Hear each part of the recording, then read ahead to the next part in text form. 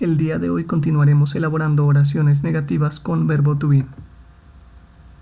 Pero en esta ocasión serán plurales, es decir, de 2 personas en adelante.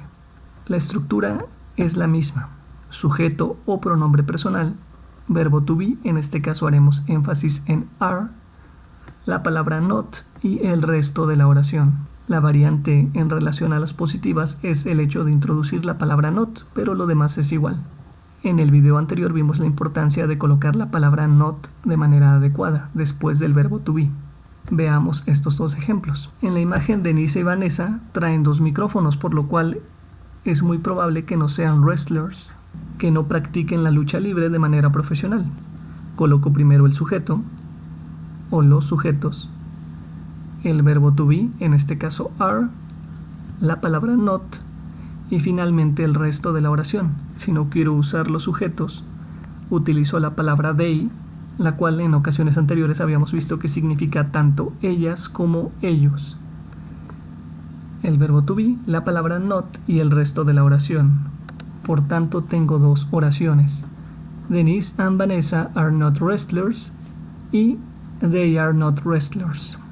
En la parte de abajo tengo un ejemplo más. George and Albert are not electricians y they are not electricians. Date cuenta que escribí el sujeto, verbo to be, la palabra not y el resto de la oración. O, en su defecto, el pronombre personal, el verbo to be, la palabra not y el resto de la oración. En la siguiente clase ahondaremos en la importancia de usar el pronombre personal en lugar del sujeto. En este caso tengo 3 sujetos. Los escribo el verbo to be, la palabra not y el resto de la oración. Si quisiera prescindir de los sujetos, escribiría el pronombre personal, el verbo to be, la palabra not y finalmente el resto de la oración. Tengo 2 oraciones diferentes.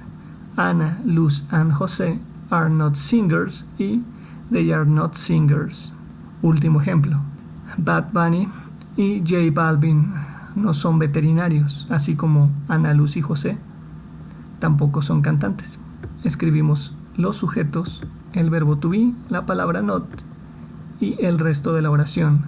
Bad Bunny and J Balvin are not pets. O en su defecto, el pronombre personal, el verbo to be, la palabra not y el resto de la oración. They are not pets. Realiza los ejercicios que se encuentran en la parte inferior de este video.